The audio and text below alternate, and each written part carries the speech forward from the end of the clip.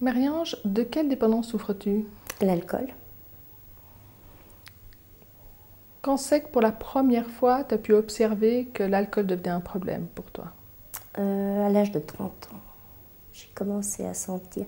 C'est pas vraiment moi qui ressentis. Oui, en quelque sorte, je sentais bien que j'avais un problème, mais c'est surtout mon entourage qui a commencé à me faire des reproches par rapport à ma façon de boire, à ma façon de me tenir, me comporter. Et c'est ce qui m'a fait un petit déclic et me dire, ouais, effectivement, peut-être que j'abuse. Est-ce que tu te souviens à ce moment-là à quel type d'émotion, à quel type de souffrance cela devait répondre? Alors, mes souffrances, ma souffrance, ça a été l'abandon, hein. Dans ma famille, j'ai pas eu une famille très unie, donc je me sentais souvent toute seule, abandonnée donc. Et puis, mon autre souffrance, c'était aussi le fait de pas pouvoir avoir une famille unie, quoi. Ça, c'était vraiment mon gros souci, mes gros chagrins. Et l'alcool permettait quoi? D'inhiber tout ça, d'inhiber mais un certain moment. Parce que par la suite, c'est plus vraiment, c'est plus vraiment, ça sert vraiment plus à inhiber, c'est vraiment le contraire qui se passe.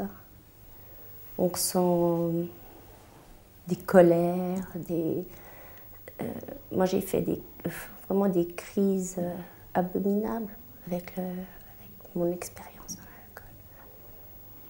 Et comment la maladie a évolué?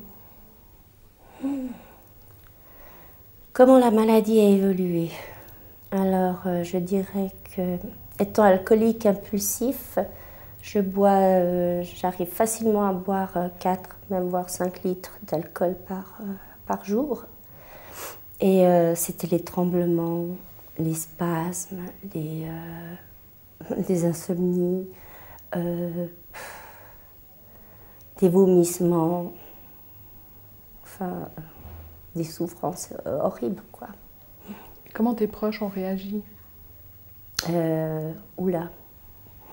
Alors, il y a eu de la part de mon ami, bon, il voulait me quitter, de la part de mes enfants aussi, hein, il y a un éloignement d'un petit peu de tous nos proches qui se fait autour de nous. Et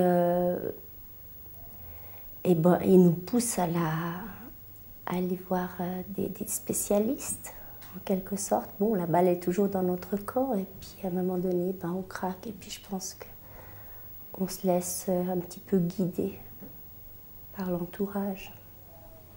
Donc l'élément déclencheur pour mettre en place une prise en charge, ça a été tes proches. Ouais, À un moment donné, tu t'es dit, si je le fais pas, je perds tout le monde. ouais. Et puis le plus gros phénomène, ça a été l'année passée, enfin non, il y a 2 ans et demi en arrière, où là, on m'a retiré mon enfant, et je pense que ça a été l'horreur. Mhm. L'horreur à vivre. Le cauchemar. Cauchemar. Mhm. Donc ce qui t'a décidé de commencer une thérapie, ça a été ce choc il y a 2 ans et demi, ou une prise de conscience aussi personnelle? Ouais. Avant d'avoir commencé une thérapie à la clinique Belmont, tu avais déjà expérimenté d'autres types de thérapies ailleurs? Oui, j'ai suivi des thérapies au Cendré-Villot, à Carouge. J'ai fait une thérapie aussi au Petit Beaulieu. J'ai fait aussi une thérapie dans le Valais. Celle du Valais n'était pas trop mal puisque je suis restée abstinente durant 4 ans. Retour à Genève, ça a été de nouveau la dégringolade. Et puis là, j'ai fait le Petit Beaulieu, tout ça, mais sans m'y attacher, quoi. Je sentais pas de lien. Et ben voilà, ensuite la clinique Belmont en 2006. Qu'est-ce que tu as trouvé ici à la clinique Belmont qui a pu te correspondre? Alors déjà, il y a la chaleur, hein, l'accueil. Ensuite, ben, il y a ces groupes qu'on suit entre tous, hein, cette thérapie qu'on suit entre tous, et puis qui bah déjà entre tous les patients, il y a déjà un soutien entre nous et ensuite il y a tout le professionnel qui est là, les gens, les thérapeutes, les infirmières et tout ça qui sont là à nous entourer. Et puis toi Sophie. Et toi Sophie qui m'a beaucoup aidée, je pense, en tant que ma psychologue. Ouais, ma petite Sophie. Quels ont été les moments difficiles pour toi? Durant ma thérapie. Alors, l'enfermement. Ouais. De devoir rester enfermé en clinique, ça c'était pour moi inconcevable des fois. Et le fait que la clinique soit un espace ouvert, c'était quelque chose d'aidant dans cet enfermement pour toi? Oui. Grâce à Dieu, il y avait ça. Il y avait quand même ces possibilités de sortir les week-ends. Et c'est surtout ça qui m'a tenue, enfin, mis à part le reste, mais le fait de pouvoir sortir. Moi, je suis quelqu'un qui ne peut pas rester enfermé dans un lieu hospitalier. Ce serait les fugues tous les 2 jours. Et le fait de pouvoir sortir, venir, être écouté, entendu quand on a besoin ça m'a beaucoup aidée aussi. Sur le plan personnel, si tu devais tirer un bilan de tout ce travail personnel que tu as engagé avec toi-même ici, quel est ton regard? Mon regard par rapport à la clinique, mon regard par rapport à tout mon... À toi, à ton chemin, à ce qui s'est développé pour toi. Aujourd'hui, tu dirais que Marie-Ange, elle est devenue quoi? Je vais me lancer des fleurs, là, attention. Mais oui. Ouais, oui, c'est clair. Ben, je me trouve sensationnelle, quoi. Avec une grandeur d'esprit magnifique. C'est magnifique de me voir, parce que je me vois aussi sur scène quand j'étais alcoolisée et tout ça, parce que j'ai des flashs et tout. Mais de se revoir maintenant, c'est vraiment l'apothéose, quoi. Ouais. Je suis fière de moi, quoi. Tu sens le chemin parcouru? Ah, j'en ai même les frissons, ouais. Bon.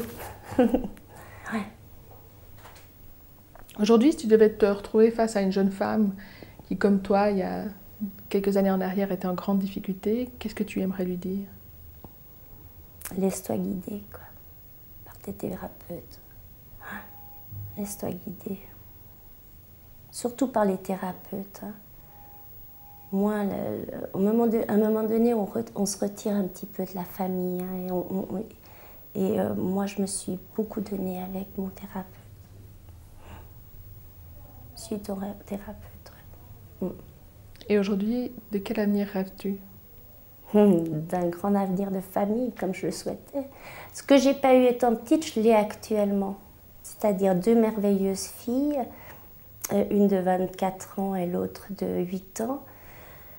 Je récupère ma fille à la fin de l'année, donc je suis youpi tralala et qu'est-ce que je souhaite? Plein de bons, plein de bons. Pas forcément être milliardaire ou bien faire des études ou bien me relancer, mais juste ma famille et moi, quoi. Cette paix retrouvée. Ouais, c'est clair, une paix, un soulagement. Une vie en symbiose, ça se dit. Voilà. Merci. Merci.